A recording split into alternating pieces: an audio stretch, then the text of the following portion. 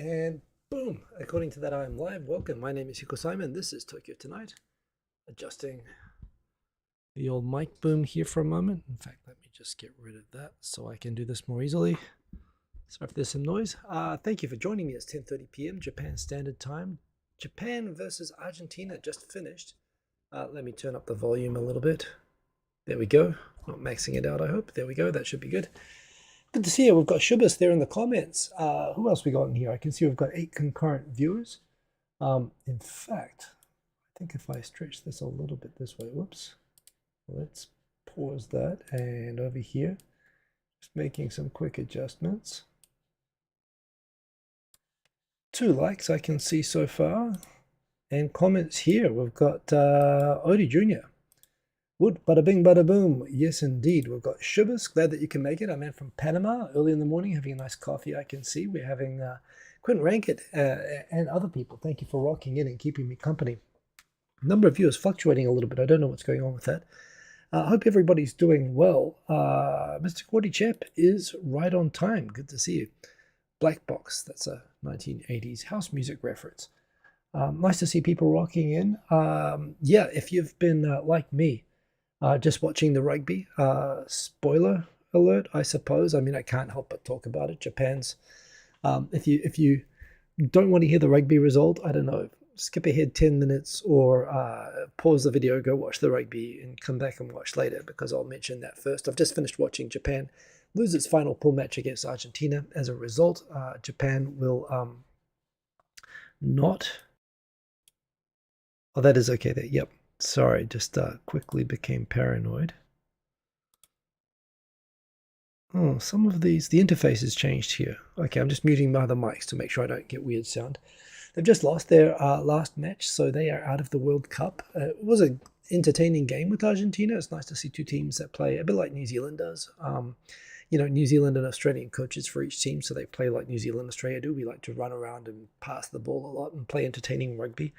And it was a good game, although at the same time, a lot of mistakes by both teams. And I think if you're putting them up against a Six Nations team, like the winner, Argentina will be playing Wales. Wales not in the best of form, but, you know, they're really boring but really good at defense. And I do think Argentina, unless they really sharpen up, both teams were not that sharp, you know. So my rugby coach referee critique is that... you know, I feel like if Japan had been sharper, if they had played to their, like, not made so many mistakes, including, you know, letting in some soft tries and just making some unforced mistakes, yeah, they could have won the game. It was that close, but they didn't, and that's a shame. But it was a good game and a good tournament by Japan, and I respect the fact that Japan is getting more mature as a team, and that they've definitely got their own style of rugby now, and it's a good, entertaining, competitive style of rugby. So, you know, really good things for Japan. Yeah, Mr. Cordy Chip, they both played better than Australia. Well, Australia's still in with a chance. In fact, I'm not going to get up to watch it live because it's going to be, what time? 3:45 in the morning, my time. But I will get up in the morning to watch the replay of Fiji versus Portugal. I mean, Fiji has this thing where whenever they're playing a team above them, like England or, you know, Australia, whatever, they lift their game and they play really well. Whenever they play a team where they're the favorite, they kind of like let off and they play kind of crap. And, you know, Portugal's been playing great. So there is actually a chance for Portugal against Fiji, even though there shouldn't be. I really do hope, though. I know if you're in Australia and you want Japan to get through to the quarterfinals, you should support Portugal. But from my perspective, I think most Australians probably recognize Australia at this point really doesn't deserve to be going through, and it would be really great for the sport to see a Fiji that's playing well go through. So what I really want to see, even though Fiji is the favorite and the stronger team, and typically you'd support the underdog, for the sake of rugby, I think the best thing here would be a really strong Fiji display that gets them, you know, gets them in their rhythm as a good sort of a training run for having a competitive quarterfinal. That's what I'd like Fiji to achieve. So, you know, I'm actually hoping that Fiji wins well, not just, you know, as much as I want Portugal also playing some beautiful rugby, actually really, for me, probably the find of the tournament. And I like Portugal a lot, but I think what I really want to see in this game, which I'll wake up for, is Fiji to play really well. So anyway, enough rugby, but it's been a good tournament. It's going to be already some of the matchups are decided. New Zealand's going to be playing Ireland. There's going to be basically 2 matches that could be the grand final of the whole tournament France versus South Africa and New Zealand versus Ireland. Kind of amazing. The top 4 teams are playing each other in the quarterfinals. Feels like the tournament was badly set out, that's the result. But yeah, should be some great rugby next week. So more to look forward to still, but we'll see what happens. Yeah, Mr. Cordy chat. Well, Fiji to this point deserve to get in, but they need to deserve all the way through playing well against Portugal, and this is why they could still lose it. So I hope that they earn that final place, but yeah, we'll see what happens. Sergeant Bilko, good to see you, and everybody else. Hope that you are all doing well. Yeah, it's been a crazy week, and of course a crazy couple of days news-wise. I'm thinking to myself, I never really planned what I'm going to say. I literally flipped through my Twitter, but I know what's going to come up first. And I know I'm not going to be able to avoid talking about as much as I know very much that I think I can say with reasonable confidence that if not like an expert, if not like an academic or someone dedicated. So, I mean, I'm as expert as an amateur can get on talking about Japanese politics and news. And that's what I do here. And I know that it's not really a good idea for me to get out of my wheelhouse. And frankly, even New Zealand, I can't talk much about. It is actually interesting. I've been following New Zealand's election. Is going to be, wow, this week, actually. I should vote this week. I'm actually eligible to vote, and I enrolled. So I've been trying to figure out, what is the story of politics? I haven't voted in New Zealand in ages. Oh, my God. Is this crashing out again? Okay, I hope this doesn't fall apart again this week like it did last week. But I'm kind of stuck at the moment. I think it's time to change the government in New Zealand, which puts me by default the big 2 parties, Labour and National. I feel like it's time to flip. And I feel like National on its own would be a reasonable alternative to Labour in terms of executing stuff.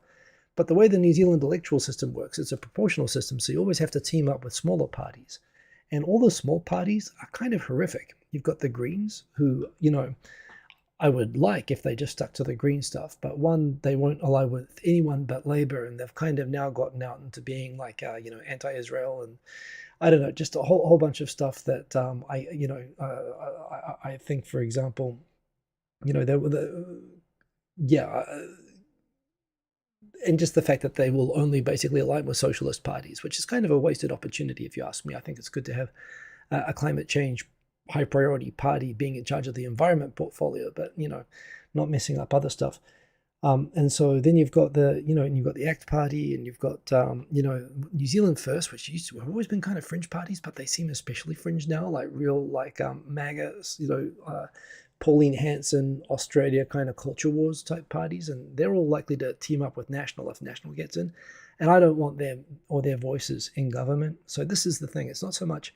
I'd vote for National if I think that they could get in without having to team up with ACT, and particularly New Zealand First, which is our sort of nationalist party, I guess. But maybe that won't happen, so maybe I've got to vote for Labour. I don't know. I'm thinking about this. But I've got a few days. It's kind of cool I get to vote anyway, although I have to learn about New Zealand politics, and I honestly know nothing about it. I've been away for too long. So anyway, that's some stuff that's happening. But the weather here, I am resentful of the fact, as you know, Japan just doesn't do in-between seasons. It just does extreme hot and extreme cold. And there's literally, you joke that there's like a 2-week gap between it being 35 degrees, unbearable heat summer, to, freezing cold. But that's kind of where we're going. Tomorrow's going to be a high temperature of 17 degrees. Literally like 2 weeks ago, it was 35 degrees. It's killing me. So, we're not enjoying any nice in between of 25 degree sunny days for a few months like you would get actually even in Seattle during summer. So I'm missing Seattle for that anyway. Nice to see we've got more people rocking into the comments here. We've got Ben Duncan. Hey, right back at you. Good to see you. Nzinga. I don't know what that means, but yes, right back at you. Coffee, new blend, trying it out. Oh, nice. Good to see there. Nice to see everybody in the chat there. I hope people got a notification because I was watching the rugby. I set up the notification for this about 40 minutes before. I think if I do it 30 minutes before it goes out, but I'm not sure. So anyway, that's really not a lot going on in my life. It's been kind of a busy week. I've been kind of busy with work lately, so I've been probably tweeting less than usual, but that's good. It gives me more of a chance of getting through the topics on the show. But yeah, so and in that light, just going into what I've been talking about. Oh, I've got some more people rocking. Do say hello if you are rocking in, and if you haven't do like. I do appreciate it. We've got Natalie. Good to see you indeed. Wingstar. Good morning to you and everybody else. Thanks to everybody saying hi. And yeah, nice to see you all in here. So let's jump in and see what's been going on in Japan this week. Just a few minutes before the stream, I was just looking at the news that's available. Yeah, the Shibuya mayor has been making a big deal of a couple of things lately. Basically, one has been doing a big campaign about wanting to end Shibuya's status as the party town where people go out for Halloween. Halloween has become, I mean, I think it's actually more celebrated. It's, again, all the holidays, the way they're adopted in Japan is kind of slightly different to how it's done overseas. I mean, every country's got their own flavor of how they do Halloween and Christmas and so on. But yeah, the Japanese flavor of Halloween has kind of become a big cosplaying night, of course, and it's overtaken very much Christmas. Even I would say Halloween is actually much bigger and much more celebrated in Japan, which is kind of interesting. But there's also always been this thing with cosplaying that in the 1990s, cosplaying, well, one was extremely fringe, and even being a fan of otaku. Otaku are very much associated with things like the Aum Shinrikyo cult, and there are a couple of like weird mass murders and so on, and murders of children that involved people who were otaku, people who were into anime. So there was this kind of weird, kimochari. What's kimochari? Just kind of, there was this kind of unpleasant, sketchy kind of thing about anime nerds in the 90s that meant that the culture, was underground and it stayed underground. It's kind of what made it cool, the fact that it was underground, but when it surfaced in ways and it was treated very suspiciously. So after the 90s, after the 2000s, when cosplaying and so on became bigger, it's become more socially acceptable to become an otaku. It's actually even become a whole section of the economy around it. But it's also been this thing that there still is a large section of the population in Japan that really just doesn't like nerds. It's, nerds. It's like that's a movie you can't watch anymore for perfectly justified movies, perfectly justified reasons. But yeah, they don't like, so, and when you have these cosplaying conventions, there are these rules about, they have signs everywhere. Do not cosplay on the trains, get changed when you arrive. Don't go out in the streets because you bother people. And yet, Halloween's become this huge, outdoors, the one day of the year when you can dress up and cosplay. But, that in itself is kind of not looked upon nicely by a pretty substantial part of the population. So people aggregate in the youth stations and the youth districts of Japan, of Tokyo, Harajuku and Shibuya. Harajuku has always been sort of the younger. And there's always a shift going on, right? Shibuya was always Shinjuku was always for the people in their 30s, late 20s. Shibuya was always for the sort of late teens, mid 20s, and Harajuku was always sort of for the under 20s, frankly. The ground shifted a little bit on that, but it's in that light that the huge Halloween party where young people would go and dress up and go around in the streets and so on was always Shibuya, and it was a combination of that and the fact that those parties would, of course, attract foreigners. And you get the Halloween train where you'd have foreigners go around drinking on the train and really bothering other passengers and making trouble, causing confrontations with police and so on.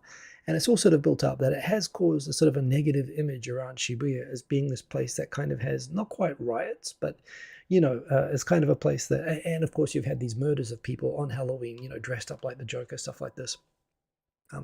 Which is all kind of, while the Shibuya mirror is citing the crush that happened in Itaewon, and indeed Shibuya has there are parts of Shibuya, particularly Spainzaka, there are parts of Shibuya that are bottlenecks that do experience large crowds, and when you get large events, such as Halloween, sure, there's a crowd control concern. It's never had a crush like that, but you could see the possibility of it. That said, there's also fireworks in Japan.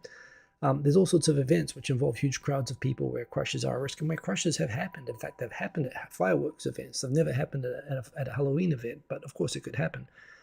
But yeah, when the Shibuya mayor lately, he seems to be campaigning against the very things that have kind of made Shibuya the cultural center that it is. He's campaigned specifically saying that he doesn't want people doing, outdoor Halloween. He doesn't want people doing Halloween parties. He said it's because of the Itaewon, the Korean crush. But frankly, it's just kind of also just because of the bad sort of sketchy reputation that it brings to the place.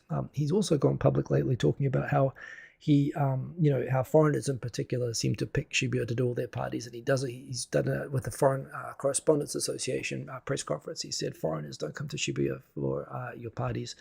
And he's also been attacking outside drinking, which, is allowed. Drinking in public is allowed in Japan. But it's another thing. It's like all sort of things where, anything is generally allowed until too many people take advantage of it and they make them, they turn it into a nuisance. And when it becomes an agreed public nuisance, people regulate it and stop it. The reason you can drink in public is because you don't have this mass of idiots going around, getting drunk, ruining it for everybody. People, which isn't to say that there aren't people who drink in public, aren't Japanese people who drink in public, and even Japanese people you see passed out drunk all over the place and so on. But yeah, when you have, large numbers of people, and frankly, being like me, coming from New Zealand, the idea was you always save money by going to the convenience store or the bottle shop and getting a tray of beer before you actually go into a place with 600 yen, $10 beers. You go get $1 beers, get drunk on those, hang out in the street, hang out with your friends, and go into the bar and just get one drink in there, if you go into a bar at all. And so this idea of having street drinking parties and so on has also gotten kind of big in Shibuya lately. It's not a new thing at all. In fact, Shibuya is always a place associated with things like outdoor drug selling and stuff like that as well, to the extent that it exists, again, on the side alleys from Sentagai. So there are legitimate problems there, but it seems lately like the fact that the word has gotten around the international community and tourists that if you want to drink in public, you go to Shibuya, you can have a great time partying in the street, just walking around drinking. A lot of people are doing that and making a nuisance of themselves. And, so on the one hand, I'm sympathetic to the idea that there are certainly, and look, is there a double standard? Is there a different standard held against foreigners in these cases? Yeah, there is. I mean, nobody from any country likes foreigners coming in and, being obnoxious and breaking their rules. You're always going, especially when you're a visible minority, as Caucasians are, and acting when we act obnoxiously. Even if we can point to Japanese people obnoxiously, we're going to be judged, whether that's fair or unfair or whatever. And it is a case. It's like things with the garbage, how you have people who treat Japan like a toilet to crap on, and when they leave, they throw their garbage off the balcony. And so I know people who have done this. And what happens is when they leave, the landlord, for the next time the apartment opens, says no foreigners, please. For the next time, they ruin it for the people who come after. They ruin it for everybody. So it doesn't mean it's necessarily right to target foreigners about the outside drinking problem. Japanese do it too, but there is definitely a problem of people who are sort of, here as tourists and don't give a crap and are acting obnoxious kind of on purpose because they're away from home and they are ruining it for everybody. They're, being obnoxious. So, don't be a dick is just the general rule about it. But at the same time, what's also clear to me is that Shibuya seems to be like with this campaign against, the sort of things that young people go to Shibuya to do. There is a kind of a thing. They're literally kind of saying young people don't come to Shibuya anymore. Shibuya is a youth town. So in a way, it feels like it's another case of elderly in Japan being outraged by behavior of youth. And when you compare what young people do nowadays compared to what young people did in the 70s and the 60s in Japan, I mean, no one's throwing Molotov cocktails or anything like that, which totally happened back when the mayor of, Shibuya was in university or whatever. Best behaved generation and lowest drinking, to the point the government thinks it's a problem that young Japanese people don't drink enough. And yet they don't like people wearing Pokemon costumes, and they want to regulate that and shut it down and treat it like it's a moral crisis. I have this problem that this also does reflect the elderly regulating the youth. That is definitely an element of it, but there's all, as well as the fact that foreigners are being singled out as a visible minority and targeted and sort of blamed for all the problems associated with this, which isn't right. So I think that that's bad, but at the same time, please people don't make it worse by going out and being dicks. That never makes anything better for anyone. But yeah, interesting to see that that's happening. Quick look at the comments there. Cosplay keelers. I don't know what a keeler is, but I guess they must be. I don't know there. By the way, remember, if you want to get my attention, Sajibuko, garbage and small pets, things to not throw off balconies, indeed. Yeah, remember, if you want to get my attention, if you want to make me make a comment to me, or a question for me, or a request or whatever, just say my name. It will flash in orange on the screen, and I will highlight it as well. Also, if you haven't said hello yet, do say hello, and I will feature there as well. Yasu. So it's Yasu, but you pronounce it Gyaso. Thank you for telling me this, by the way, Black Tinker. I appreciate it. So, yeah, okay. So I won't say G, I'll say Yasu. Cool, Yasu. Nice. Good to see you. Good morning to Black Tingo, a man in Greece. We've got Sadiq, a man from Florida. Good to see you. And everybody else. Nice to see you all rocking into the chat. Just a reminder, nearly half of salarymen in Japan spend less than $3.40 on lunch a day. That's 500 yen. which is cheap, but it would buy you a Big Mac meal, actually. So maybe not with a drink nowadays. I don't know what the latest price on a Big Mac meal is, but I think it'd be with it, even with a drink, it'd be about 550 yen. So it's about $3.40. And when I was in America, that is about, well, I guess I might spend a little bit more than that. I might spend up to about $5 maybe on lunch if I want something nice. But if I'm going to the convenience store, I would also spend about $3.40 on lunch. So when I went to America, and even in the company cafeteria, lunch costs like $15. And then you go outside, you got to pay like $18, $20, and then tax, and then tip. Yeah, it's crazy to me. I'd spend 10 times as much on food in America. So that said, while Japan is cheap once you get here, and if you're buying food, the best food in the world, I am hearing lately that the hotel prices are insane. The air traffic ticket prices are insane. So, it's not cheap to get to Japan, but it is definitely cheap in Japan, although that also is a bit of a starvation diet. Also remember that salarymen's lunch money and, pocket money is often controlled by their wives. So that's another thing that happens there.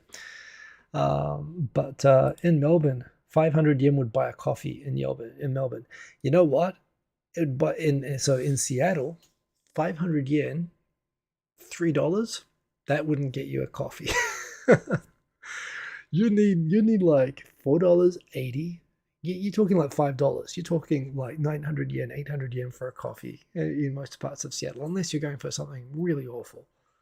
Yeah, and Mr. Cordy Chef, I believe that is the average. That's right. Swedish, is it Jasa? Do you pronounce it Jasa or Yasa? Thank you for the education, Sergeant Bilko. I love everybody teaching me how to say hello in different languages. I want to make this a thing. Can we make this a thing? Can you say hello how you want to say, but then also just to help me with this and help me with the pronunciation, Sergeant Bilko. Is it Yasa or Jasa? Or is it something totally? Is it Yasta? There's a thing when I learned a little bit of Romanian, how in Romanian S is pronounced SH and SH is pronounced S. It's like they deliberately are messing it up to confuse people. But yeah. Anyway, so believe in yourself. Great to see you. The best price you found for a return trip is 1,330. Wow, that's actually quite a lot. But yeah, less than 500 yen. You're definitely in convenience store territory, but you can do it anyway. So that's a thing. Mentioned the rugby.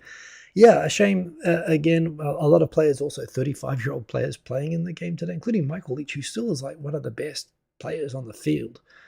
But definitely going to retire. It's amazing he can run around as he can at the moment. But well done, Japan. They had a really good tournament. So yeah. Oh, by the way, Fakatawa, who was one of the best players, I think, for Japan of the whole tournament, scored, I think, one of the best tries of the entire tournament in the beginning. Oh, I have to call this out. There was something in the England-Samoa game that I watched that really bothered me. This is the game where Farrell, the goal kicker from the English team, there's a shot clock that you have to kick before the clock runs out. And he didn't kick in time. He missed the shot clock and dropped some points for England. They ended up winning against Samoa by 1 point.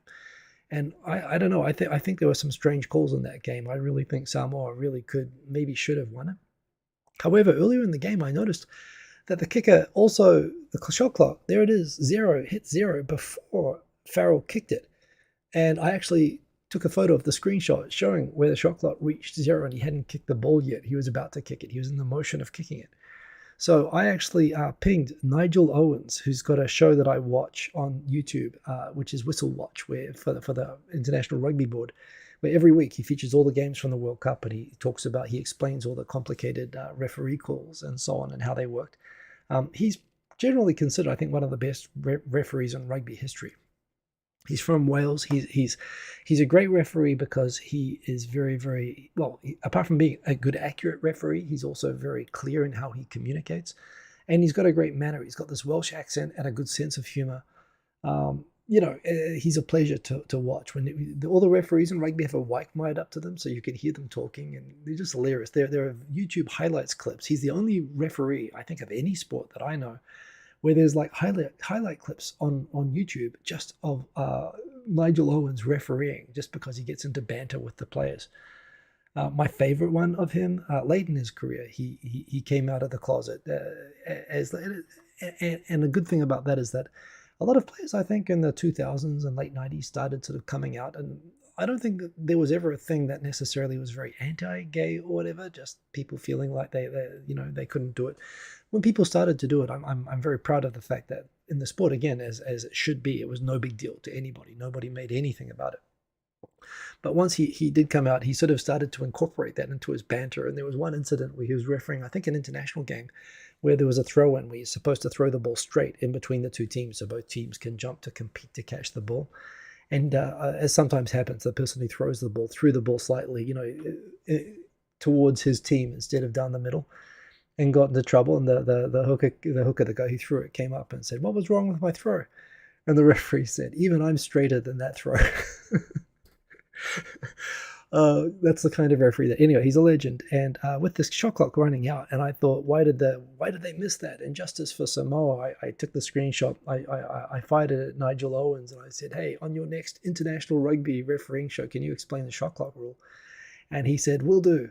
I got a tweet back from the best rugby referee in history, and I've refereed rugby as well, by the way. So this is like the Michael Jordan of rugby referees, if you ask me.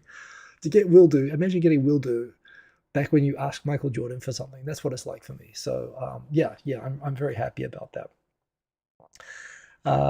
And he is a legend. He's one of my favorite people ever.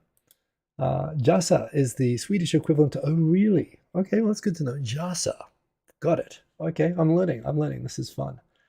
Nigel, that is a good British name indeed.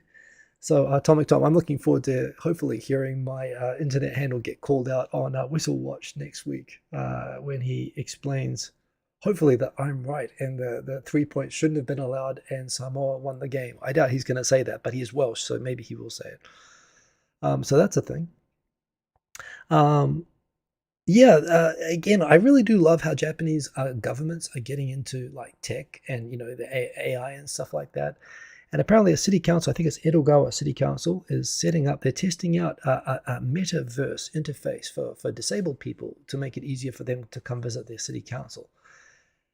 I don't know. I do love the idea that they're experimenting with technology aimed at improving accessibility. This is a laudable thing. This is a good thing, and it's something that I think Japan, it's like Japan government's announcing that they're going to start using ChatGPT for everything. Now, I work with AI technology, and it hallucinates like crazy. I would not trust even the best, even GPT-4 based ChatGPT, I would not trust to replace any job at the moment, at least not blindly. But I do like the enthusiasm that Japanese have. We have this in Europe, and they go, "What about the privacy?" In America, they're like, "What about ending civilization?" And in Japan, they're like, "Oh yes, please." I like that about Japan. I like the fact that they're diving in. The metaverse to me feels a little bit, it already feels like that boom has passed a little bit. I feel like Meta probably jumped on the wrong bandwagon with it because honestly, people are going to have to wear like VR headsets and, buy a Quest and go in and for this, again, is the experience going to be that they're going to like sit in a virtual waiting room, like just like going to the city council office and wait for their turn? Like if you're going to make it more accessible, rather than simulating all the inconvenience of going in real life, can't you improve on it? And I'm not really convinced that, particularly VR, like a Fortnite game, the fact that you have to walk, it's cool for about 20 seconds, walking in a VR world or whatever. But then you realize, just go to a web page. It's faster and more efficient. Why do I, rather than having to navigate around a video game version of the place? Like I've never seen a case that showed me how the metaverse would be more convenient than some other way of doing this. Although maybe they'll figure something out. I am a skeptic. I'm skeptical, but I am hoping that they can make the case that this will make sense for people with disabilities. So we'll find out. Floppies in AI, indeed, and faxes. Not that much. Hello, Sashiburi des indeed. Sashiburi, good to see you in here. There is an abundance of boom left. Well, we can always do that. That's right. A video call will do the same, right? I would think so. Again, unless they've got like a ChatGPT AI Bitcoin metaverse. If you tried to jam all that into one thing, who knows? You might figure out something else. But that's what that is. The big news, of course, of the last day is the attacks on southern Israel from Gaza, and Kishida sort of doing the line of most developed countries, not just the term the West. It feels like you're borrowing terms from Russian propaganda when you say that. But sure, democratic, developed countries, and again, in fact, any country, honestly, that I think is kind of civilized would basically, I see that this is basically a position that any reasonable country would take. That in terms of the attacks on civilians and pretty horrific actual terror attacks that happen and that are continuing to happen that Hamas carried out in southern Israel, pretty horrific. And Japan, pretty much saying that. Japan is interestingly not that pro-Israel. It doesn't actually even have very strong ties with Israel. It has very strong ties with UAE and a lot of Arab countries, and is always very careful about Arab, because it's so dependent on Arab countries and Iran as well for energy. Traditionally, that's always been careful not to be too supportive of Israel, frankly, and which I also find interesting because, of course, there are so many Japanese with ties to terror groups in the Middle East as well. You have the Red Army that carried out the Lodha airport massacre and so on. And you think in spite of that, maybe the government would counterbalance that by being more pro-Israel. But then they're kind of, often on the fence, but there's nothing to be on the fence on about this. This is a Japan channel, not a Middle East channel. I'm not qualified to talk about anything in the Middle East, frankly, although I have opinions and sometimes I express them, like I have about Ukraine as well. And the situation here, to me, to me, it's a more horrific version in some ways. I mean, I appreciate there are a lot of differences with the situation in Ukraine, but this is a situation where I can accept that Israel is a country that does things that I disagree with and that it shouldn't do. I can agree with and sympathize with the plight of Palestinians in Gaza who consider that they live in a 2.5 million person sort of open prison, and that a lot of those people were annoyed, not annoyed, deeply upset at the riot police dragging people out of Al-Aqsa Mosque the other week and so on. Just like in Ukraine, there are actual Nazis. The Azov Battalion are horrible, horrible people. And there was discrimination against Russians in Donbass and so on. None of these things ever justify going into another country, though, and slaughtering, civilians like Russia did. They marched, they used all of that as an excuse to go into Ukraine and say, okay, well, Ukraine shouldn't have a right to exist. Go into Bucha and start massacring civilians, walking up and down the street, just shooting people in their homes and massacring people and taking the kids out and sending them out back into Russia for re-education camps for the kids and abducting people, and what they did in Mariupol. And, that's what Hamas did here as well. It's what Gaza did. Now, they've got a lot of legitimate things that you could say that they have legitimate complaints about some things, although they did also choose Hamas to be their government. But they've gone and attacked Israel proper. There's no occupied land unless you accept that. If you consider that Israel doesn't have a right to exist, then the areas that they attacked were occupied, in the sense that if you think that Green Line Israel is itself occupied territory, which a lot of people think that it is. But if you accept that Israel's a state with a right to exist, then this is the same thing. Whatever complaints they had, seeing the videos of Hamas, terrorists walking up and down streets, shooting people in the street and in their homes, abducting kids and old people and taking them back to Gaza, and then posting videos of kids being abused, women being abused, old people and so on. And I know, you've always got the propaganda saying, well, Israel does bad things as well, but they don't do anything, on the scale or like this. This is, and it's just like any terror attack in history, right? You've got the attacks on Bombay where people who are upset about Kashmir, and they have legitimate, there are legitimate bad things that India does in Kashmir. Doesn't justify what happened in Kashmir. You have, people who are upset with America who did 9/11. Doesn't mean that was justified. And it's the same thing here. It's very simple to me, but it's amazing to me how many people come out and say, well, Israel's the bad guy, and, this is, Israel deserves it or whatever. They don't deserve this, and to me, it's exactly the same. That whatever complaints you have, the idea that you can just walk into another country, say that country doesn't have a right to exist. Hamas says that Israel doesn't have a right to exist. Russia says Ukraine doesn't have a right to exist, and they go in and start massacring civilians. I can't deal with that. To me, it's beyond the pale to support that. I like with Russia, I watch a lot of Arab pop vox stuff to sort of try to keep a perspective and to try to hear other voices around this, but endorsing what happened there. And the thing is, what's about to happen back to them as well is going to be terrible. but Israel has the right to defend itself. And right now, that fighting is still happening in Israel. So I don't know. I'm glad to see that Japan is voicing support, as it absolutely should. There should be no hedged support for Israel in terms of what Hamas did, right? Hamas, Israel does bad things, settler violence, the Al-Aqsa thing or whatever. Yeah, you can condemn all of those things. You can condemn Israel for a ton of things, but you can't support Hamas or say that, well, it's just the same as Israel over this. This is, crazy. So, and it's about to get terrible for Gaza, and I don't take any joy in that at all. So, and it's a war, and it's a horrible war with going back for, 75 years or whatever. But, it's pretty horrific to see what's been happening there.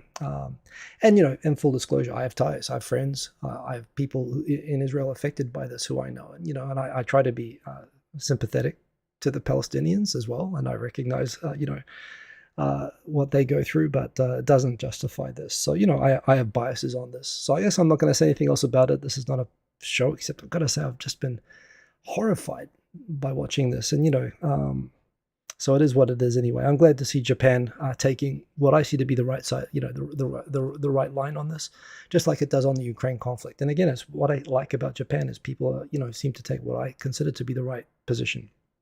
So anyway, enough about that. More on Japan. We're in the comments there. Sainted Sir, good to see you. In fact, it's funny, I'm seeing comments on screen that I'm not seeing in the chat that I can select. Yeah, Sadiq is saying something that's not showing up for some reason in the main. Oh, it's top chat. Let me see if I can change the live chat. Oh, I can see more comments now. I wonder if this made me miss comments before. Sorry, I've got two chats open at the moment.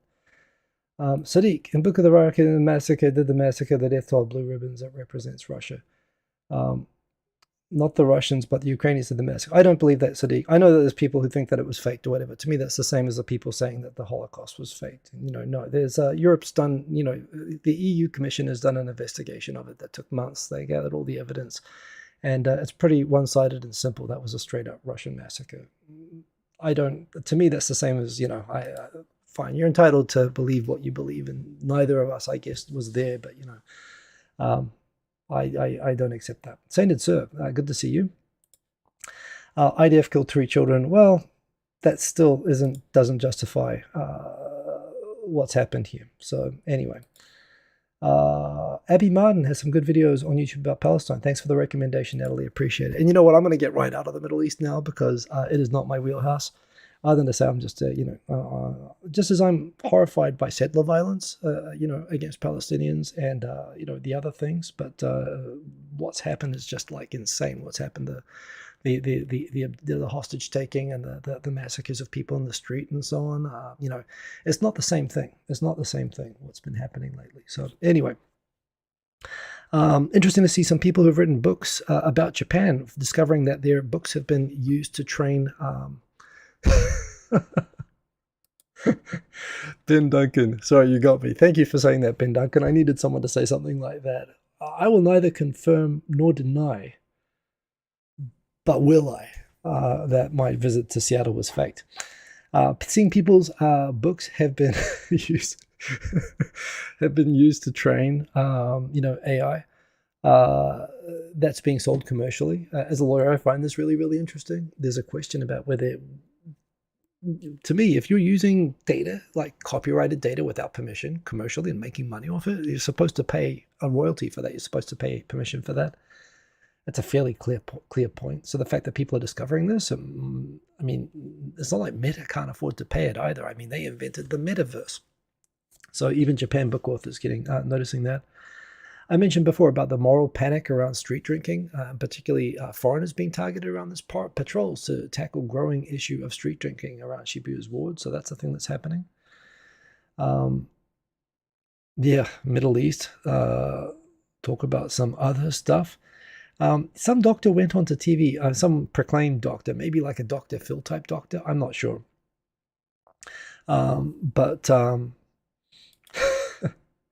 Hey Sadiq, I have a lot of respect for Turkey. I don't know that Turkey is necessarily fully neutral in all. Oh, you mean on Israel? Yeah, actually, you know what? Turkey is neutral on Israel, and I respect that. On Ukraine and other things, Turkey's always got its own positions as well. And I've got a lot of respect for Turkey. By the way, I have, well, I've done family trees, so I can do connections to all countries. But I have ancestors from Istanbul, actually. But yeah, that's a whole separate thing. I'd love to visit sometime. I actually know where their cemeteries are there, but I haven't been. But yeah, indeed. Japanese. So a doctor has gone onto TV and said that, yeah, the current flu, right now of course, people have been indoors for 2 years. They've lost all of their flu immunity, so they haven't been getting flu shots. And they haven't caught flu, so they've lost all this sort of natural immunity to the flu. And so right now there is a crazy flu pandemic, close to pandemic level, going around Japan at the moment. And the doctor's gone on TV and said, yeah, the reason is it's all the foreigners coming from the southern hemisphere. It's all those Australians coming around hugging everybody and saying this is a pen with the English P that makes which aspirates more and spreads germs more. It's those foreigners. They're the ones who are creating the influenza pandemic in Japan because they've just had winter. Basically, just straight up, a doctor saying to the guy from SMAP who can't hold a tune but somehow is in Japan's biggest ever selling boy band from Johnny's, which itself is a whole can of worms. Nakai-kun. I mean, you know that Nakai-kun didn't get into SMAP for his singing ability. I'm not going to go there. But anyway, so they're blaming foreigners for the flu pandemic. I mean, on the way, I suppose it's possible that, given the exchange rate at the moment, perhaps it's that,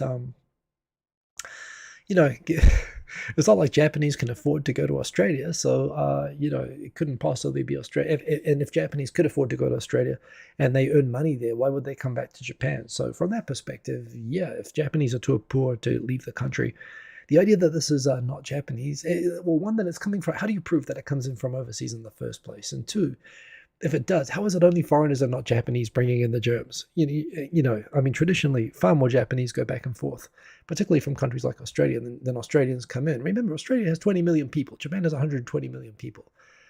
I'm not quite sure how that works, but apparently Dr. Phil assures everybody that, no, it's only the foreigners who are bringing the germs in, and they're causing the flu pandemic here. So a bit of annoying xenophobia on TV, but what else is new there?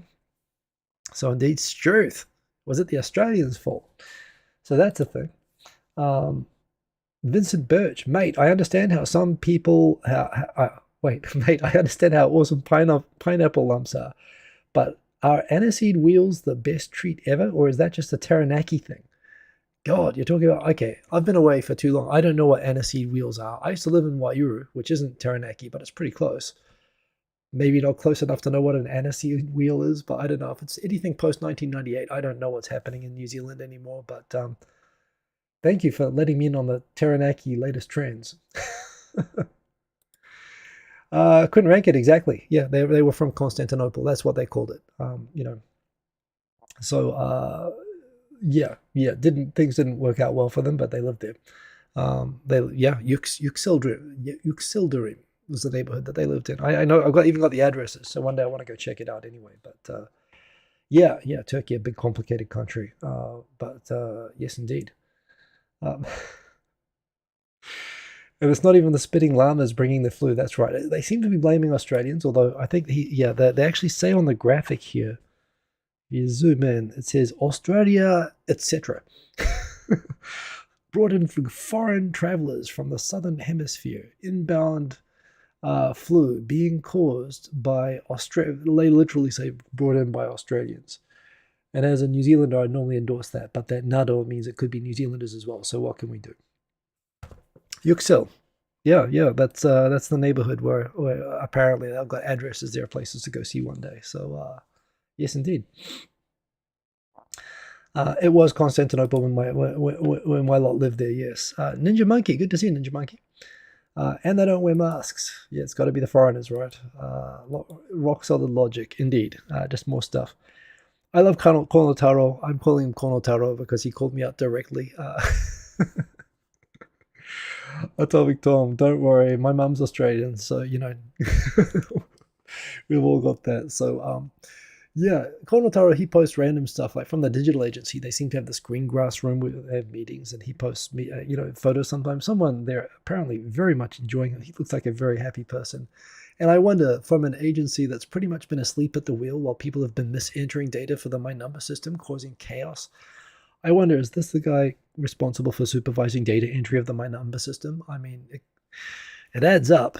It makes sense if you ask me. So I'd want to check that guy particularly closely.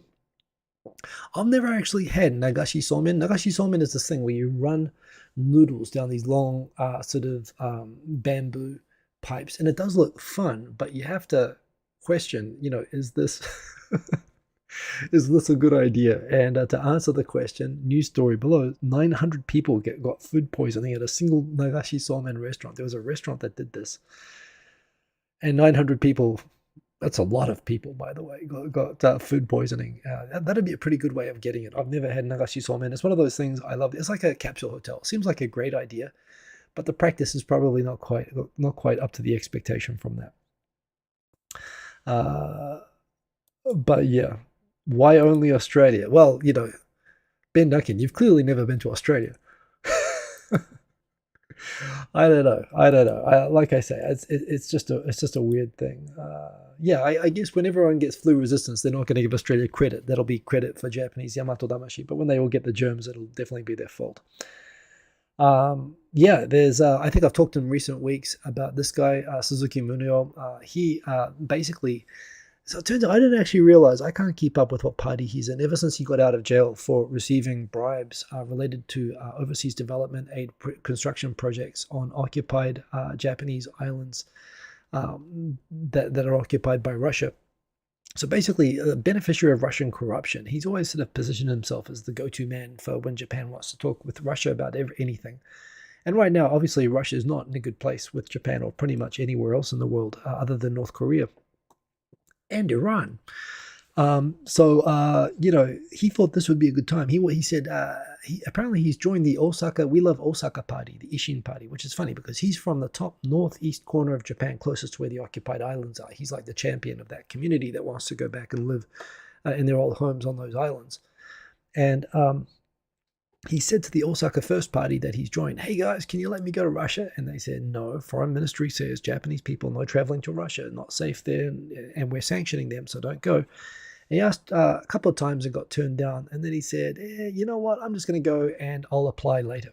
So he went to Russia. He showed up in Russia, meeting with the deputy foreign minister of Russia and doing meetings over there, where he said, he did press conferences saying, "I am confident that Russia will prevail in its war against, I have complete confidence that Russia will prevail in its war against Ukraine. And, I realize I apologize for my country's short-sighted foreign policy opposing your invasion."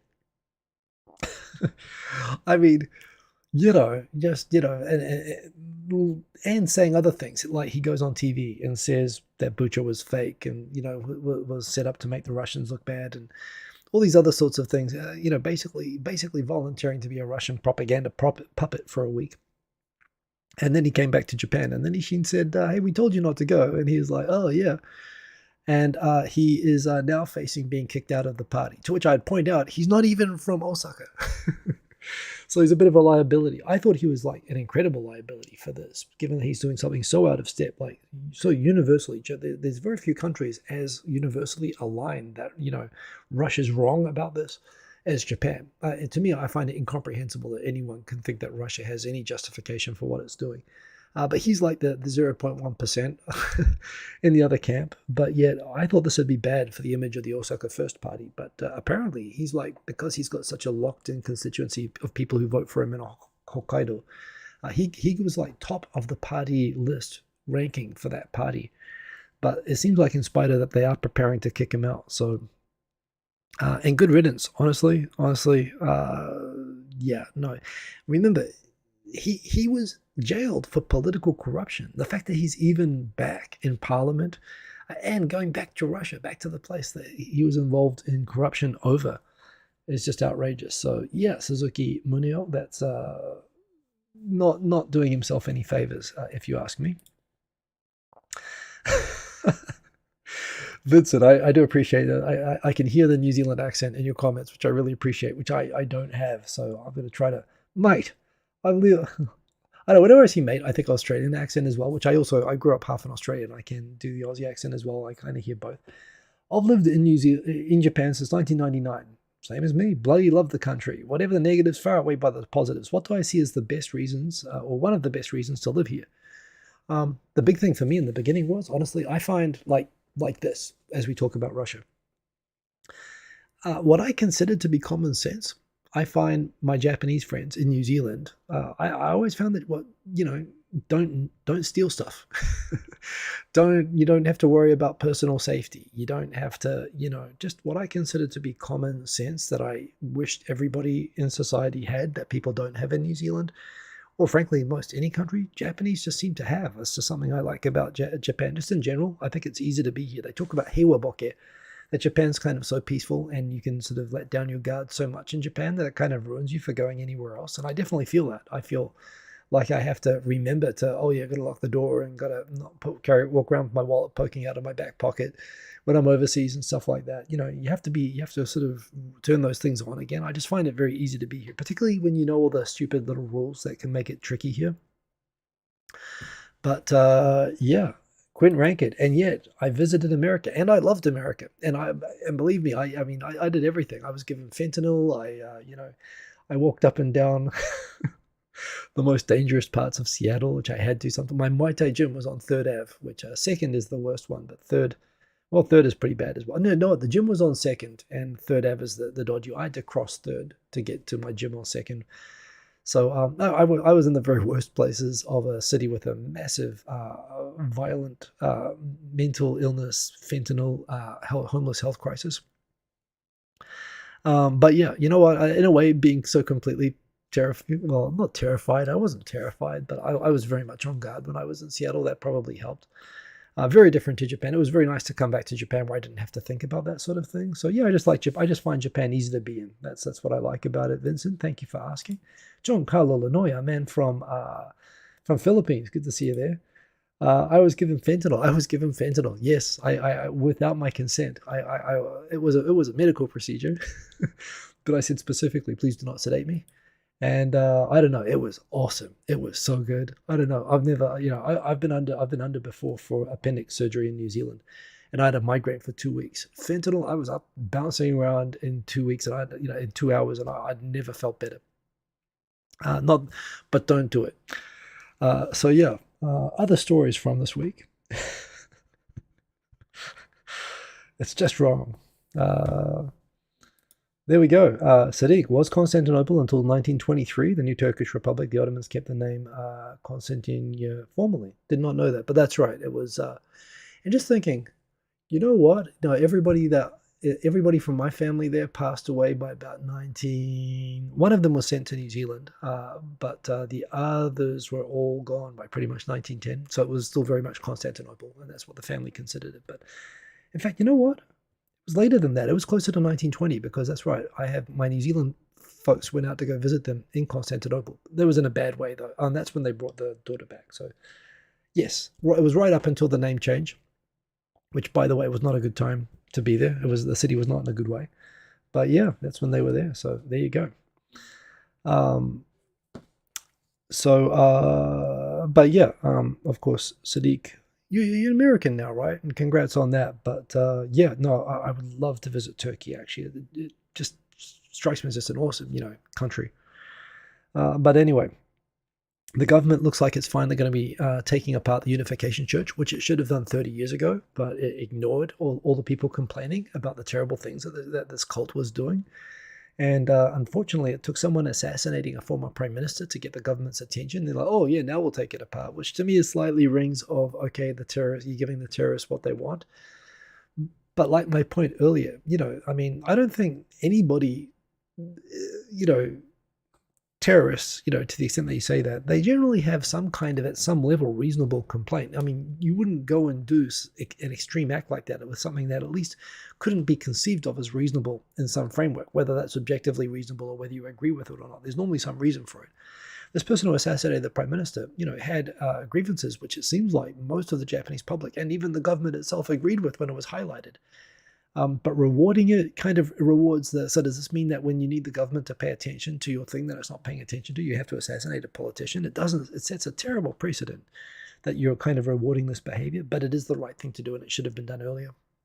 And as I point out, The cults that have a reputation for being like this, they exist in Japan, and if you Japanese will often not talk about religion because it is sensitive and personal, and Japanese will not say anything out open about it. But they're out there. The Moonies are definitely one of the ones that comes up, and the other ones that come up as being kind of scary. I mean, there are all sorts of Buddhist ones, but the big one.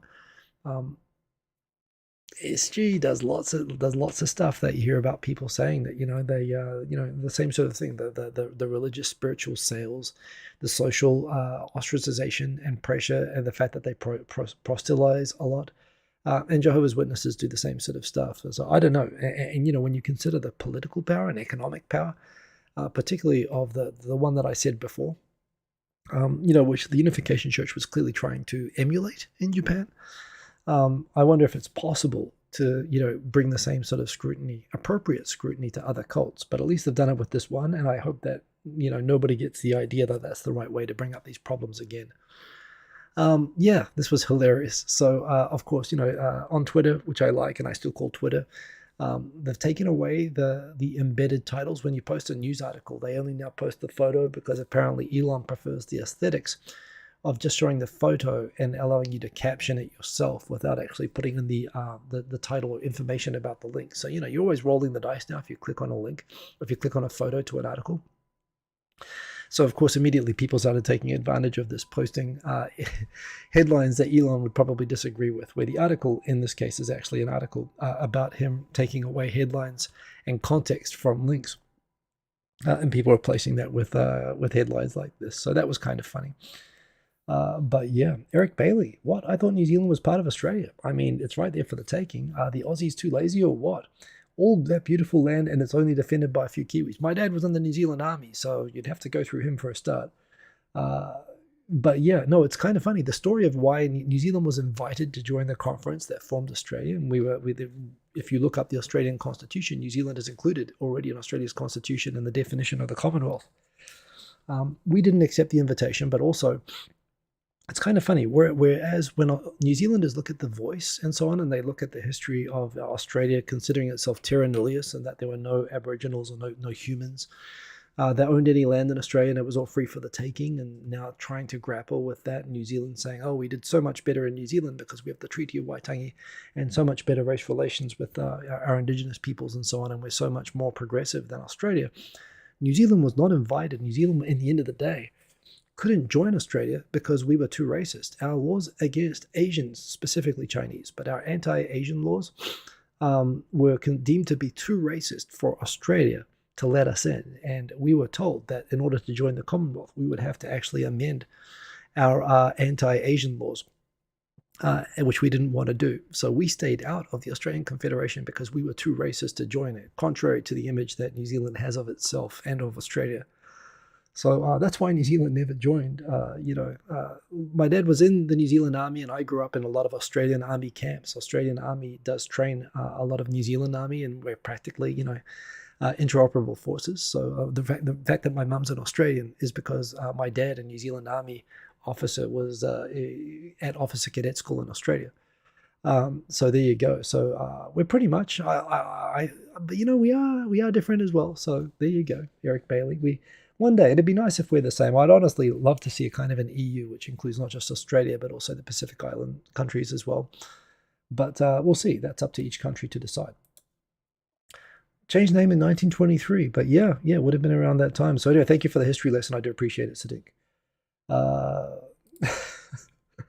I don't know. I respect what Elon gets done. I just wish he would shut the hell up. Honestly, I just wish he would, please. Buying Twitter was such an enormous mistake. But yeah, the Greek representative in the conversation on Constantinople. I don't want to start anything, by the way.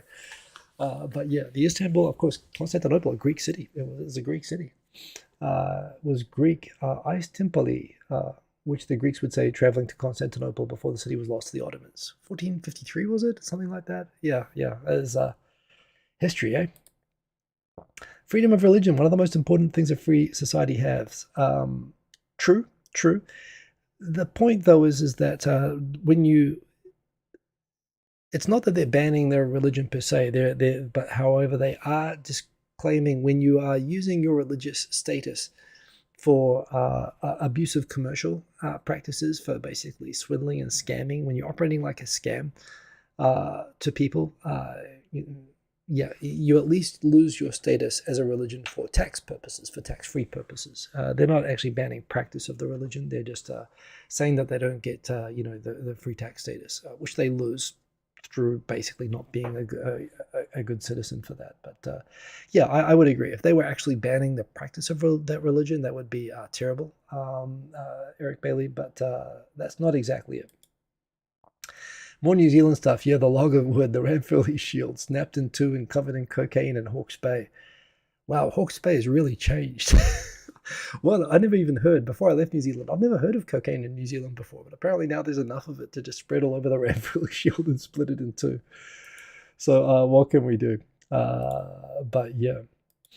And indeed, Turkey has bilateral relations with New Zealand, and New Zealand, by the way, due to the Dardanelles War in World War I, which, by the way, I mean, while this Gallipoli was considered a huge formative experience in the history of New Zealand and Australia and so on, and it was a terrible military disaster from our perspective, it was, of course, a huge moment for Turkey as well, forming its modern identity. I mean, of course, Ataturk was there, I believe. New Zealand and Australia had no place being there. And remember, we were sent there, we were used there as cannon fodder by the Brits. This is how we developed our sense of independent identity from Britain, or at least Australia did more than New Zealand. We had no right being there. What the hell is New Zealand and Australia doing trying to invade Turkey in 1914? It was ridiculous. But I'm glad it's something that at least the horrible memory of can bring the countries together nowadays. Sainted Sir, yes, do remember to like. Wow, we are up on time. Waito-san, glad that you can make it. Punish the crime, not the individuals. Yes, indeed. They're not going to destroy the whole church. They're just going to remove their tax-free status, as I understand. But yeah, but certainly they're not entitled to be. When you look at the things that they've done, they're a pretty horrible cult organization anyway.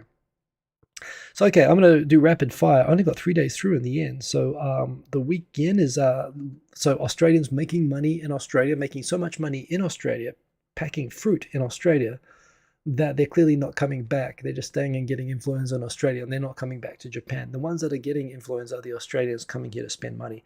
But the Japanese are earning so much money in Australia that they're not coming back to Japan. Hence, Japanese not responsible for bringing the influenza.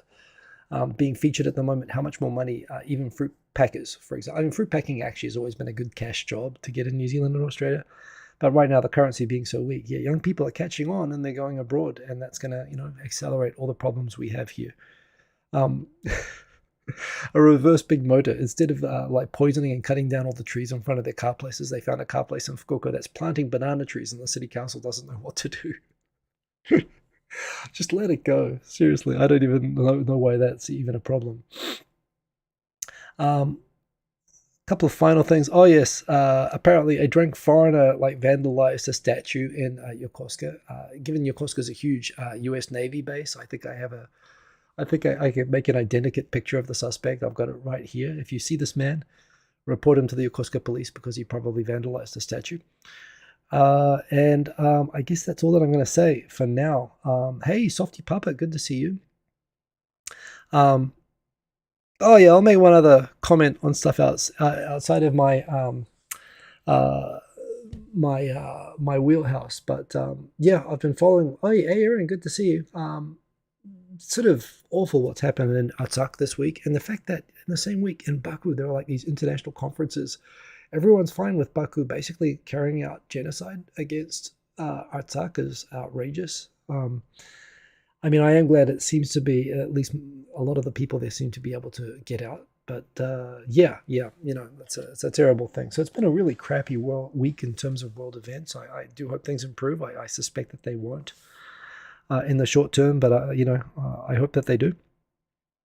But yeah. Of course, we have. Oh, geez, is that this week? The voice vote in Australia. Well, that'll be next week, so we'll have the result of that.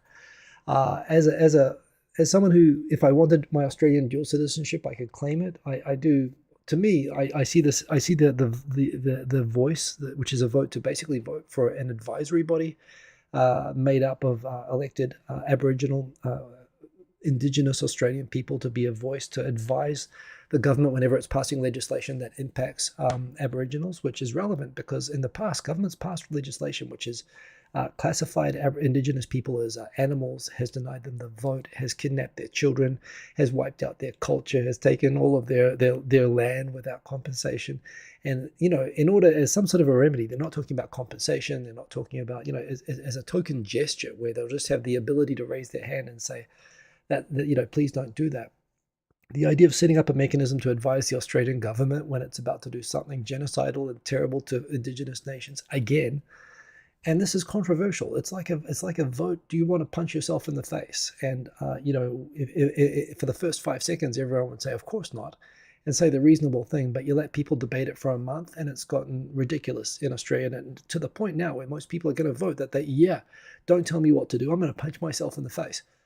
That's what it looks like to me. It looks like Australia is going to vote in a referendum which, if it was just to punch yourself in the face, they would look like idiots. But if they vote to deny, you know, to actually not allow a voice for First Nations in Parliament, it's going to look racist. You know, it's going to look like they're actually endorsing Australia's horrific history with First Nations. And it's such an easy thing, a low cost, no risk thing to do. It's the bare minimum of what to do. I really hope Australia wakes up and realizes that before they vote. I hope this isn't voted no, but it looks like it's going to be a no instead of a yes. I hope people vote for it, but I guess I'll have an update on that next week. If you're voting in Australia, you know, please just think about it. You know, don't go down the conspiracy Pauline Hanson rabbit hole on that stuff. But you know, that's up to Australians to decide. So have a good week, everybody. Wow, too much international stuff this week. Hopefully, we'll be back on Japan next week. Hopefully, not too much of this guy, other than him getting kicked out of the party that he's in. That escalated quickly. Yeah, that sums up the whole week, doesn't it? Do remember.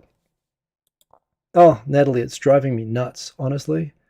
It literally is. I mean, the people who say that I don't want to inject race into the Constitution, it's in the Constitution, right? Aboriginals shall not be counted in human censuses. That literally the classification of Aboriginals as animals is in the Constitution. How can you say a token gesture to remedy that of no cost whatsoever is, you know, it's perverse, the arguments against it. They hurt my brain. So anyway, have a good week, everybody. I'm not going to say anymore. Have a good week. Stay safe. Don't get the run. Don't get influenza. You know, and geez, peace to everybody in the world. Like, seriously, as well as my peace. See you all later. Have a good week, everybody. Take care. Ending stream. Not even as a fraction. No, not even as a fraction. They were counted literally with kangaroos and koalas until 1973. Then they progressed. So, you know, better late than never. Have a good week, everyone. Boom. Peace.